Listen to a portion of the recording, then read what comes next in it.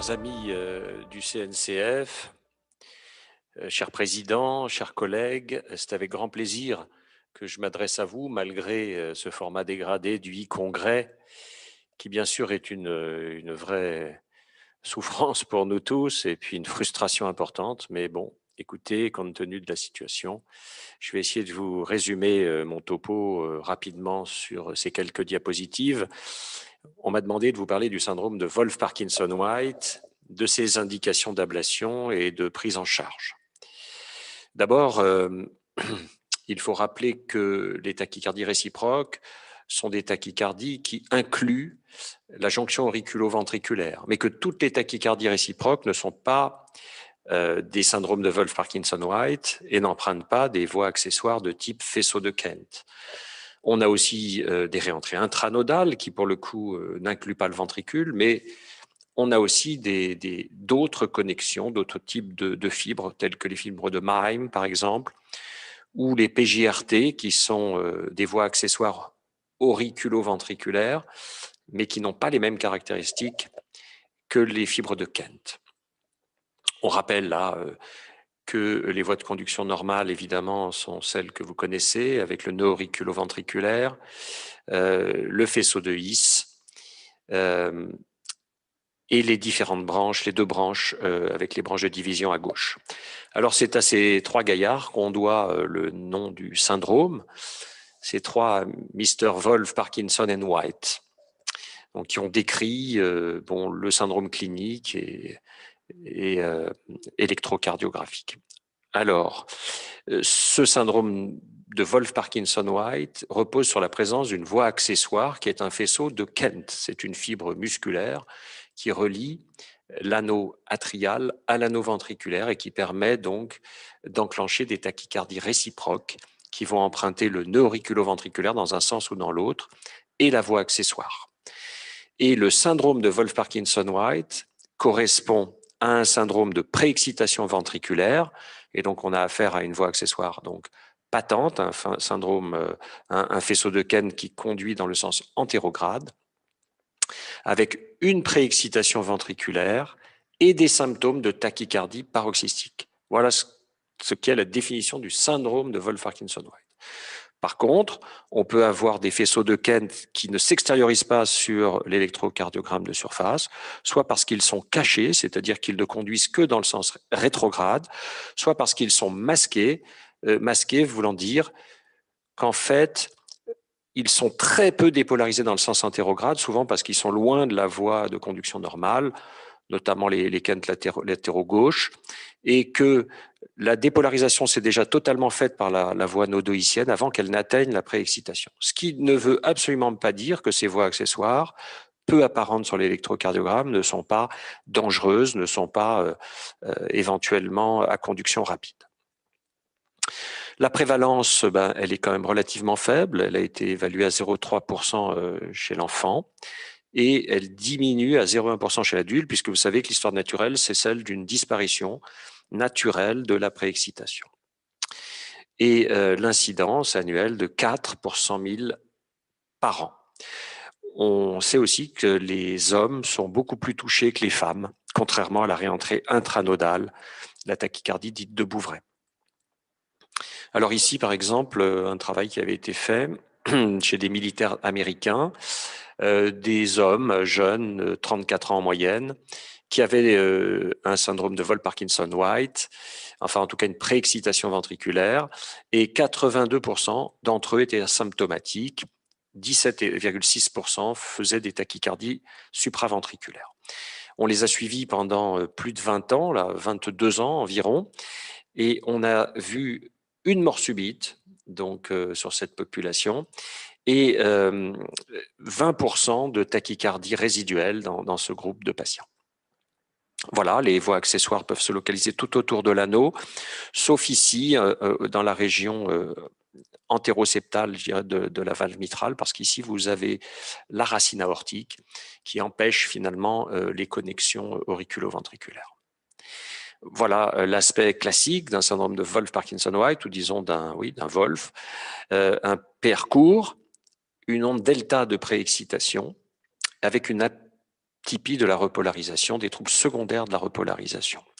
Et cette voie accessoire, là, voilà, qui bypasse l'anneau fibreux et qui entraîne donc eh bien, une connexion locale entre l'oreillette et le ventricule.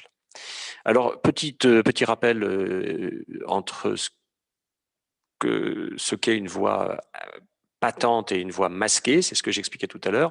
À gauche, la voie patente, bon, à l'état de base, compte tenu des temps de conduction par la voie normale, eh bien, la préexcitation aura le temps d'atteindre la paroi latérale gauche, ici dans cet exemple, alors que lorsque la voie est masquée, on a pourtant la même capacité de conduction antérograde de cette voie, seulement ça descend plus vite par là, et donc la voie n'est que peu atteinte, donc l'électrocardiogramme et le cœur est peu préexcité. Pour autant, encore une fois, dans les voies masquées, ça ne préjuge en rien de la qualité de conduction antérograde de la voie, ça peut être tout à fait dangereuse. Les deux types de tachycardie qu'on peut obtenir, orthodromique, c'est-à-dire qui descend par la voie normale et remonte par la voie accessoire, c'est les plus classiques, AQRS fin. Antidromique, ça descend par la voie accessoire, ça remonte par la voie normale, AQRS large avec une préexcitation majeure. Voilà, à gauche, ici, on stimule l'oreillette, on démasque une voie accessoire latérale gauche, très très large. La tachycardie démarre sur une extra-stimulation et on voit que la tachycardie réciproque est à QRS fin, puisqu'on descend par la voie normale et on remonte par la voie accessoire. Ici, le cas contraire, c'est-à-dire on a une tachycardie beaucoup plus rare, antidromique, on descend entièrement par la voie accessoire et on remonte par la voie normale. Alors on a cet aspect de préexcitation majeure qui peut en imposer pour une TV d'ailleurs, hein, et qui est toujours très, très inquiétant. Ici, l'arrêt d'une tachycardie réciproque par striadine intraveineuse. Il faut bien regarder les complexes QRS qui succèdent à l'arrêt et on voit que comme le nœud auriculo-ventriculaire est complètement bloqué par l'ATP, ben on a un passage quasi exclusivement par la voie accessoire, ce qui démontre qu'il s'agit bien d'une préexcitation ventriculaire et là, elle est tout à fait apparente. Alors, voilà ce que l'on ne veut pas voir. Une tachycardie FBI, comme on dit, c'est le moyen mnémotechnique, FBI pour Fast, Broad, Irregular, c'est-à-dire l'AFA sur une voie accessoire patente, sur une préexcitation avec une période réfractaire courte. Vous voyez ici l'aspect de Superwolf avec une irrégularité du rythme cardiaque. C'est donc une FA sur une voie accessoire. C'est ça qui peut conduire à la mort subite. Et voilà ce que l'on ne veut encore moins voir, c'est une FA sur une voie accessoire patente qui se dégrade, qui dégénère en fibrillation ventriculaire et qui rend compte donc des cas de mort subite. Alors évidemment, on va avoir un interrogatoire, on va faire un électro, éventuellement un holter, une épreuve d'effort. Bon, tout ça, c'est relativement peu contributif, sauf si à l'épreuve d'effort, vous avez la préexcitation qui disparaît dès le premier coup de pédale. Le problème des voies masquées fait que plus on facilite la voie normale à l'exercice, plus on va voir disparaître progressivement la voie accessoire. Donc, il faut vraiment qu'elle disparaisse brutalement. Et c'est quand même difficile de se fier à cet examen pour dire si le Kent est dangereux. On va faire rapidement, si le patient est symptomatique ou si on a une préexcitation patente, surtout chez les gens jeunes, sportifs, on va faire une exploration électrophysiologique qui va nous donner notamment la période réfractaire antérograde de la voie accessoire, avec un cut-off autour de 250 millisecondes. Et puis, on va rechercher des critères de vulnérabilité atriale. Est-ce que le patient est déclenchable en fibrillation auriculaire? Évidemment, ça, c'est un point important. Et il y a d'autres tests que l'on peut proposer, mais qui sont un peu désuets. Alors, quelle est cette limite de la dangerosité? Bon, autour de 250 millisecondes de période réfractaire antérograde de la voie accessoire, parfois 220 dans certaines séries. Et il faut savoir que cette période réfractaire est susceptible de se raccourcir lors du stress notamment, et c'est pour ça qu'il est important de réévaluer cela sous Isuprel. Si on est capable de déclencher de la fibrillation auriculaire, il faut regarder le RR en FA, le RR préexcité le plus court. Lorsqu'il est autour de 250, 220, eh bien évidemment, c'est plus grave. Et puis, si le patient est facilement déclenchable ou s'il y a des voies accessoires multiples, tout ça est une prédisposition à un accident rythmique grave. Voilà ici ce travail de Papone hein, qui a essayé de mettre un peu d'ordre dans tout ça en 2003. Il a exploré des patients qui avaient des Wolff et chez ceux d'entre eux donc, qui avaient une arythmie inductible, il a distingué les patients à haut risque qu'il a randomisés dans un groupe ablation et un groupe suivi. Vous voyez, les périodes réfractaires à l'état de base, elles étaient autour de 240, elles pouvaient descendre et en FA, on avait des RR le plus courts, aussi autour de 225-230 sous Isuprel. Alors, quels sont les résultats chez ces patients à haut risque qui n'ont pas eu d'ablation? On voit qu'ils récidivent des tachycardies réciproques et ils récidivent aussi de la FA. C'est sans surprise, et cela malgré la mise en route de traitement. Alors que chez les patients qui ont eu une ablation, lorsque l'ablation a réussi, ce qui est le plus fréquent, eh bien, les patients sont guéris. Et vous voyez que par rapport au groupe contrôle, ici, il n'y a pas de récidive d'arythmie, quelle qu'elle soit. Voilà des algorithmes pour essayer de localiser la voie accessoire en fonction de l'analyse vectorielle de l'onde delta. Ça, je vais pas passer là-dessus. Je vais passer là-dessus. C'est un peu ça prendrait du temps. Alors, quand on va décider d'ablater le patient, on va commencer par un mapping antérograde, rétrograde exclusivement si la voie est cachée. Et puis, on va se céder de critères bipolaires, unipolaires. Bon, je ne vais pas trop rentrer dans le détail. En tout cas, on va localiser avec ou sans système de cartographie 3D le site du court-circuit électrique pour délivrer du courant de radiofréquence et cautériser la voie. Ici, on a un point de tir tout à fait intéressant avec une fusion parfaite de l'électrogramme bipolaire, un aspect QSL unipolaire.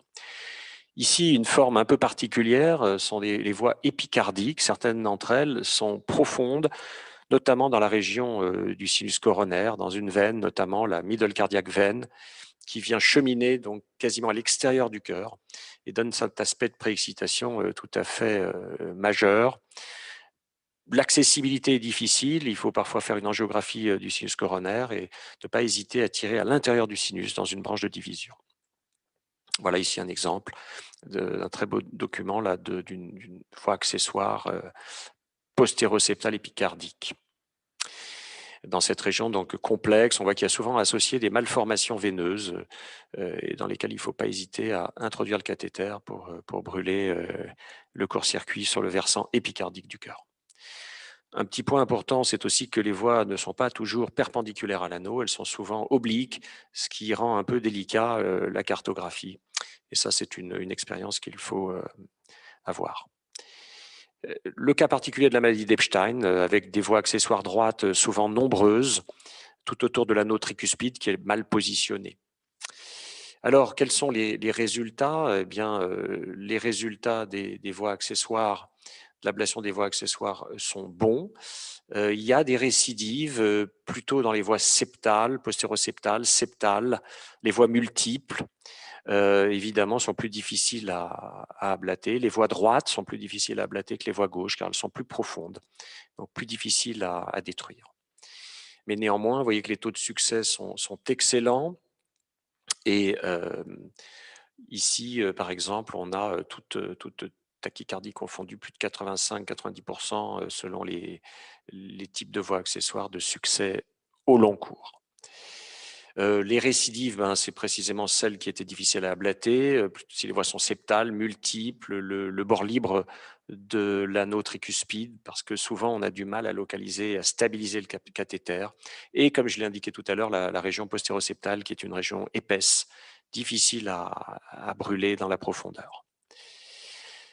Et les complications, ma foi, bon, elles sont relativement faibles. C'est plutôt les problèmes au point de ponction, les échecs qui sont quelque part des complications, mais on peut pas dire, évidemment, dans cette très vieille série de 99, bon, il y a quelques cas d'AVC, d'épanchement, etc. Mais je pense qu'aujourd'hui, avec la dextérité qu'on a acquise, et puis aussi les systèmes de cartographie tridimensionnelle qui peuvent aider, c'est le risque essentiel, c'est plutôt celui de l'échec qui peut conduire à une nouvelle procédure d'ailleurs.